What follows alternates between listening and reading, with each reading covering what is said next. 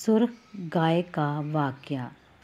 السلام علیکم محترم ناظرین، آج ہم سورۃ البقرہ میں موجود سرخ گائے کے واقعے کے بارے میں جاننے کی کوشش کریں گے کہ سرخ گائے کا دراصل واقعہ کیا ہے اور یہودی گائے کو اتنی اہمیت کیوں دیتے ہیں۔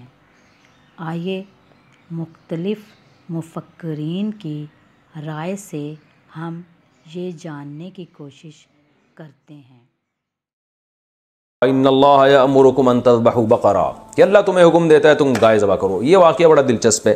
ہوا یہ تھا، پورا واقعہ یوں ہے کہ بنی اسرائیل میں ایک شخص نے کسی کے ہاں نکاح کا پیغام بھیجا تو لڑکی کے ابا نے انکار کر دیا، اس نے جناب اس کے والد کو قتل کر دیا۔ تو اللہ تعالیٰ نے کیا کیا، حکم دیا موسیٰ علیہ السلام کو ایک معجزے کے طور پر کہ میں ایک معجزہ بھی ظاہر کرنا چاہتا ہوں اور لوگوں کو یہ بھی پتہ چل جائے کہ میں مردوں کو زندہ کیسے کروں گا، یہ بھی پتہ چل جائے۔ تو بنی اسرائیل کو حکم دیا کہ گائے ذبح کرو۔ تو بنی اسرائیل بھی کہنے لگے تتخذون ہزوا، یہ کس قسم کا آرڈر دے رہے ہیں آپ؟ نماز کا حکم دیں، روزے کا حکم دیں، سمجھ میں آتا ہے، گائے کاٹنا کیا ہے؟ تو اتتخذون ہزوا، کہ آپ ہمارے ساتھ مذاق کر رہے ہیں۔ حضرت موسیٰ کو غضب آیا کہ میری قوم کیسے بات کر رہی ہے مجھ سے۔ قال موسیٰ علیہ السلام نے فرمایا اعوذ باللہ ان اکون من الجاہلین۔ قرآن مجید میں بنی اسرائیل سے بہت زیادہ خطاب ہے، تو اس کے لیے بنی اسرائیل کا پس منظر سمجھنا بہت ضروری ہے۔ اس سے بہت ساری قرآن کی آیتیں، جب تک آپ وہ نہیں سمجھیں گے تو آپ کو وہ قرآن کی آیتیں سمجھ میں نہیں آئیں گی۔ بنی اسرائیل سے قرآن کیوں خطاب کرتا ہے؟ دیکھیے، اسرائیل عبرانی زبان کا لفظ ہے، عبداللہ یعنی اللہ کا بندہ، یہ ترجمہ بنتا ہے اسرائیل کا۔ اللہ تعالیٰ نے حضرت ابراہیم علیہ السلام، جن کا تقریباً 3500 سال پہلے آج سے جن کا زمانہ ہے رسول اللہ صلی اللہ علیہ وسلم میں، اور حضرت ابراہیم علیہ السلام کے زمانے میں جو مورخین ہیں وہ کہتے ہیں تقریباً 2000 سال کا فرق ہے۔ تو رسول اللہ صلی اللہ علیہ وسلم کی بعثت سے 2000 سال پہلے شام کی سرزمین میں، شام میں یہ خوب ذہن میں رکھیے کہ شام میں آج کا شام صرف نہیں ہے، بلکہ فلسطین بھی شام میں داخل تھا، اور بھی بہت سارے ایریاز جو اب شام سے چھین لیے گئے ہیں وہ سارے شام میں داخل تھے۔ اس کی مثال ایسے ہے جیسے ہندوستان میں جب نبی صلی اللہ علیہ وسلم کے دور میں ہند کا یا ہندوستان کا ذکر کیا جاتا تھا تو اس میں پاکستان، بنگلہ دیش، برما، یہ سارے کنٹریز، سری لنکا، یہ سب اس میں داخل ہوتے تھے۔ تو احادیث میں شام کے متعلق جو باتیں آئی ہیں تو اس دور کا شام ہے۔ تو ابراہیم علیہ السلام بت پرستوں میں پیدا ہوئے، آپ کے والد کا نام تھا آزر۔ اللہ نے آپ کو بہت زیادہ آزمایا، سورہ بقرہ ہی میں ہے وَإِذِ ابْتَلَىٰ إِبْرَاهِيمَ رَبُّهُ بِكَلِمَاتٍ۔ اس وقت کو یاد کرو جب ابراہیم کو ان کے رب نے چند باتوں میں آزمایا، وہ بہت سخت آزمائش والی باتیں تھیں۔ تو اللہ تعالیٰ نے وہ آزمانے میں یہ بھی ہے کہ بچے کو ذبح کرنے کے لیے لٹایا جا رہا ہے، یہ تو بچے کی ولادت کے بعد ہے، اس سے پہلے بھی آزمائشیں ہوئی ہیں، اپنی زوجہ کو ایسی زمین میں چھوڑ کر جا رہے ہیں اللہ کے حکم سے جہاں قحط سے ہلاک ہونے کا خطرہ ہے، اور جو ہے آپ کے والد وہ بتوں کو بیچا کرتے تھے مگر آپ توحید کا نعرہ لگا رہے ہیں۔ آپ یہاں آ جائیں نا سامنے۔ تو ابراہیم علیہ السلام کو جب بہت زیادہ اللہ نے آزمایا تو اللہ تعالیٰ نے آپ کو جو دنیا میں ایک نعمت دی، اس نعمت کا قرآن نے ذکر کیا ہے سورہ بقرہ ہی میں، انشاءاللہ وہ آیتیں آگے آئیں گی۔ قال انی جاعلک للناس اماما، اے ابراہیم میں آپ کو لوگوں کے لیے امام بنا رہا ہوں، اور امام بنانے کی صورت کیا ہوگی؟ آپ کی اولاد میں نبوت جاری ہوگی، آپ کو اولاد بھی ملے گی اور اس میں پیغمبر بھی آئیں گے۔ تو ابراہیم علیہ السلام کو جب اللہ نے نعمتیں دیں تو 2 بیٹے دیے، اس میں ایک کا نام تھا اسحاق اور ایک کا نام تھا اسماعیل۔ یاد رکھیں یہ لیکچر آپ نے بہت غور سے سننا ہے، اس کو ذہن میں بٹھانا ہے، کیونکہ پیغمبروں کا سلسلہ سارا اسی طرح آپ کے سمجھ میں آئے گا، اور بنی اسرائیل کا کیا تصور ہے، اور گریٹ اسرائیل جو آج یہودی جس کی بات کریں، یہ ساری چیزیں آپ کی سمجھ میں اس پس منظر میں جب آپ قرآن کی تلاوت کریں گے نا تو یہ سمجھ میں آئے گا آپ کے۔ تو ابراہیم علیہ السلام کے 2 بیٹے تھے، ایک کا نام اسحاق اور ایک کا نام اسماعیل۔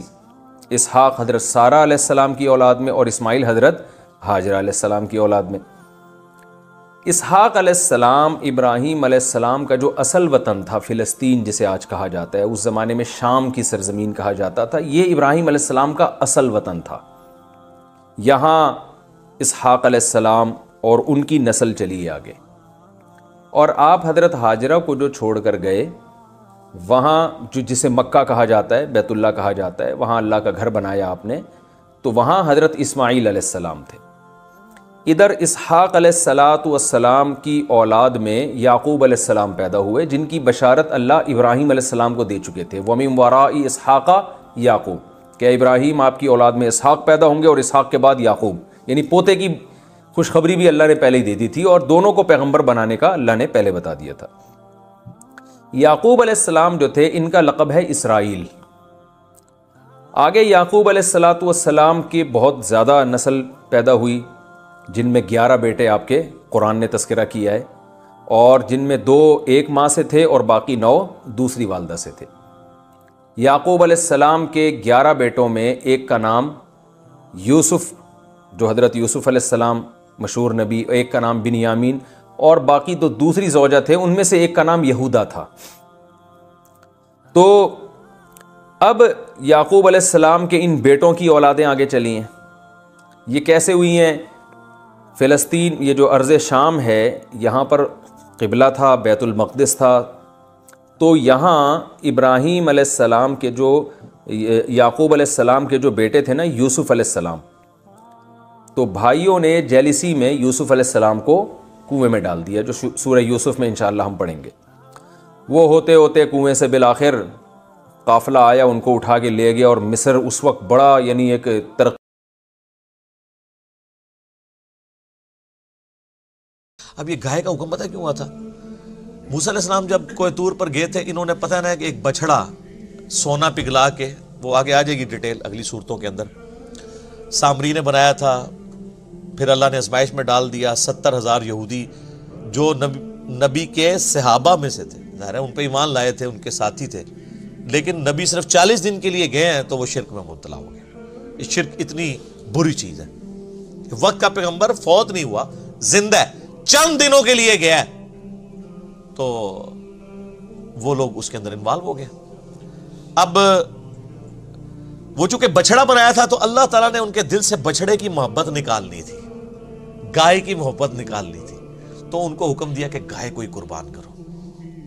یہ آپ کو حج اور عمرے کے موقع پہ بال کیوں منڈوائے جاتے ہیں؟ تاکہ اندر کا غرور ٹوٹے۔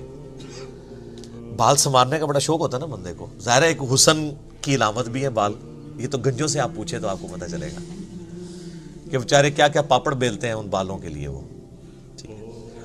تو وہ اللہ تعالیٰ نے پھر نبی علیہ السلام نے 3 دفعہ دعا فرمائی ان کے لیے جو سر منڈواتے ہیں حج اور عمرے کے موقع پہ، اور 1 دفعہ ان کے لیے جو بال چھوٹے کرواتے ہیں۔ چھوٹے تو آپ نے بہرحال کروانے ہی ہوتے ہیں۔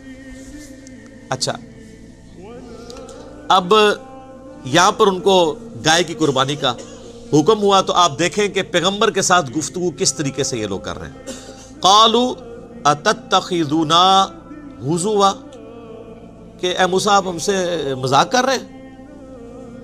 یعنی اب وہ بھاگنے کا ایک ذریعہ کہ اے مطلب سچی سچی کہہ رہے ہو یا ہمیں تو کہتے پہ ہو؟ پیغمبر مذاق کرتا ہے؟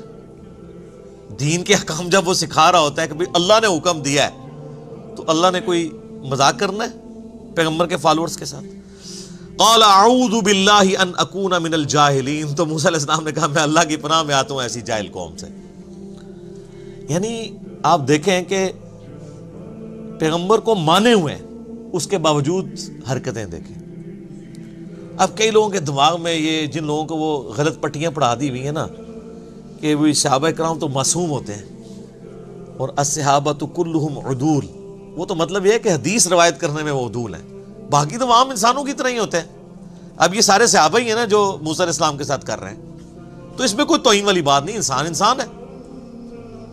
ہمارے نبی علیہ السلام کے صحابہ کے بارے میں قیامت تک کے لیے سورۃ الجمعہ کی آیات آ گئی ہیں قرآن کے اندر، اس کو آپ ضعیف بھی نہیں کر سکتے کہ نبی تمہیں خطبے میں اکیلا چھوڑ کے چلے گئے جب انہوں نے دنیا کا مال دیکھا۔ تو بخاری مسلم میں حدیث موجود ہے، وہ ایک قافلہ آیا تھا، وہ سب لوگ حضور تقریر کر رہے ہیں تو اٹھ کے چلے گئے سوائے چند لوگوں کے۔ آپ کو کہ سورۃ الجمعہ کی آیات ہی نہیں پڑھنی چاہیے، گستاخی ہو جائے گی، تو اپنی عقل کا علاج کروائیں۔ اس سے بڑی چیزیں موجود ہیں کہ انبیاء کی غلطیوں کا ذکر قرآن میں ہے، وہ تو اس سے بڑی گستاخی ہے. صحابہ تو شاید کوئی نہیں انبیاء کے مقابلے میں. حضرت آدم کی غلطی کا بیان، موسیٰ علیہ السلام کی غلطی کا بیان، نوح علیہ السلام کی غلطی کا بیان، ابراہیم علیہ السلام کا بیان. تو اب موسیٰ علیہ السلام نے کہا میں ان جاہلوں سے اللہ کی پناہ میں آتا ہوں. تو اب انہوں نے کہا قالوا ادع لنا ربک یبین لنا ما ہی، انہوں نے کہا اپنے رب سے پوچھ کر بتائیں کہ وہ گائے کس قسم کی ہو. بھئی اللہ حکم دے رہا ہے کہ ایک گائے قربان کر دو، کوئی سی بھی گائے لو قربان کر دو. یہ اب بال کی کھال اتار رہے ہیں اور اپنے لیے پھر مشکل کھڑی کر لی.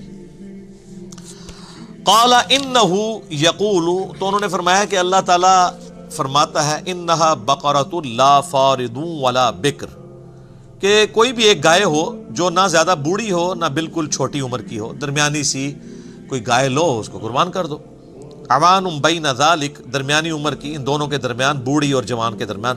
ففعلوا ما تؤمرون، جو حکم ہوا ہے اس کو پورا کرو. اس کے بعد تو اب کوئی گنجائش نہیں تھی نا کہ بھئی آپ کہا ہے کہ پورا کرو، اب کیوں اس کی بال کی کھال اتارتے ہو؟ اب وہ اس لیے اتار رہے تھے کہ ان کے دل میں بچڑے کی محبت تھی اور تحت الشعور میں بیٹھی ہوئی تھی، وہ نکل نہیں رہی تھی. وہ چاہتے تھے کہ کوئی اور ہی حکم نازل ہو جائے، یہ ٹال جائے. قالوا ادع لنا ربک یبین لنا ما لونھا، وہ کہنے لگے کہ آپ اپنے رب سے دعا کریں اور پوچھ کے بتائیں کہ اس کا رنگ کیسا ہو. ہائے صدقے. قال انہ یقول انہا بقرۃ صفراء، وہ کہنے لگے کہ اللہ تعالیٰ نے وحی کے ذریعے مجھے بتایا ہے کہ وہ ایسی گائے ہونی چاہیے جو شوخ زرد کلر کی ہو، گولڈن کلر کی، جس طرح کا وہ سونے کا بچڑا بنایا ہوا تھا. اب وہی چیز جو ان کے دماغ میں تھی نا کہ ہم نے نہیں کرنی، اللہ نے وہی کہا کہ ہاں بھی وہ گولڈن کلر کا بچڑا بنایا سی نا، انہوں ہی کون ہے اس کلر دی لبو. اب شوخ زرد کلر کی گائے آج ڈھونڈنی پڑ جائے آپ کو تو مصیبت پڑ جائے گی، بڑی مشکل سے پھر ملے گی. فاقع لونھا تسر الناظرین، وہ ایسی اس کی رنگت ہو کہ دیکھنے والے کا دل خوش ہو جائے ایک بار دیکھ کے. آئے ہائے کیا گولڈن کلر کی گائے ہے، خوبصورت. قالوا ادع لنا ربک، تو انہوں نے کہا کہ اپنے رب سے یہ پوچھ کے یہ بھی بتائیں یبین لنا ما ہی، کہ وہ کس قسم کی ہو، کھول کر ذرا بتائے. اور کتنی کھول کے دسیا جائے جی، کتنا نو اور کھولے آ جائے. ہم ان کو بتاتے یار دیکھیں قرآن میں لکھا ہوا ہے ایاک نعبد و ایاک نستعین، وہ کہتے ہیں نہیں تھوڑا اور بتائیں نا، اور کیا کریے بھئی جو لکھا ہوا ہے وہ کرو. وہ اصل میں بابوں کو پکارنا چھوڑنا نہیں چاہتے تو وہ بال کی کھال اتارتے ہیں. اچھا جی سنی ہے، جی سنی ہے. سنیوں کی حدیث کی کتابیں کون سی؟ جی بخاری مسلم. آپ نماز اسی طریقے پہ پڑھ رہے ہیں؟ جی بتائیں کدھر طریقہ لکھا ہے؟ بخاری مسلم طریقہ دکھائیں کہ بھئی رکوع میں جاتے ہوئے اٹھتے ہوئے رفع الیدین کرنا ہے. وہ کہتے ہیں اس کو چھوڑیں. اچھا یہ بتائیں، یہ کیوں بتائیں، پہلے اس کے اوپر تو عمل کرو. وہی بال کی کھال اتارنا، کسی طریقے سے جان چھوٹ جائے، معاشرے سے ٹکرانا نہ پڑے، کیونکہ معاشرے سے ٹکرانا تو مشکل کام ہے. اچھا تو کہنے لگے کہ پوچھ کے بتائیں نا، ہمیں تو سمجھ نہیں آ رہی. ان البقرہ تشابہ علینا، بے شک ہم پر تو مشتبہ ہوگی بات، ایمبیگوس ہوگی سچویشن کی کون سی گائے ہو. ان دسو کیڑی گائے ہو، دس دیتا بھی بھئی نہ بڑی عمر کی ہو نہ چھوٹی عمر کی ہو، کر دو. پھر ان کا رنگ پوچھو، رنگ بھی بتا دیا. اب اس میں سے کیا نکالنا ہے اب اور کہ اس کے جسم پہ کتنے بال ہوں، یہی رہ گیا نا پیچھے. ٹھیک ہے نا جی، کیا کھاتی ہو یہ. اچھا وَإِنَّا إِن شَاءَ اللَّهُ لَمُهْتَدُونَ، اور بے شک اللہ نے چاہا تو ہم ضرور ایسی گائے تلاش کر لیں گے. اللہ سے ذرا پوچھ کے بتائیں وہ ہو کس قسم کی. یہ ان سے ایک انجانے میں عقل مندی ہو گئی کہ انہوں نے انشاءاللہ بول دیا. اگر یہ انشاءاللہ نہ بولتے نا تو عذاب ہی آنا تھا، گائے نہیں تھی ان کو ملنی. یہ انشاءاللہ کی برکت ظاہر ہوئی تو انہوں نے کہا بتائیں. اب اللہ تعالیٰ نے پھر ایک اور شرط میں اضافہ کر دیا. قال انہ یقول، تو موسیٰ علیہ السلام نے کہا کہ اللہ تعالیٰ بے شک فرماتا ہے انہا بقرۃ لا ذلول تثیر الارض، وہ گائے ایسی ہونی چاہیے کہ جس کو زمین میں کبھی ہل چلانے کے لیے جودا نہ گیا ہو، بڑی لاڈلی قسم دی گھر دی پلی گاں ہوئے، کبھی اس سے کوئی کام نہ لیا گیا ہو. ولا تسقی الحرث، اور نہ پانی کھیتی کو دینے کے لیے کبھی وہ یوز ہوئی ہو، مسلمۃ لا شیۃ فیہا، اور بے عیب بے داغ ہو، کوئی زخم نہ ہو، کوئی جسم کے اوپر نشان ایسا نہیں ہونا چاہیے، کوئی سینگ نہ ٹوٹا ہوا ہو، کوئی آنکھ اس کی ہر عیب سے پاک ہو۔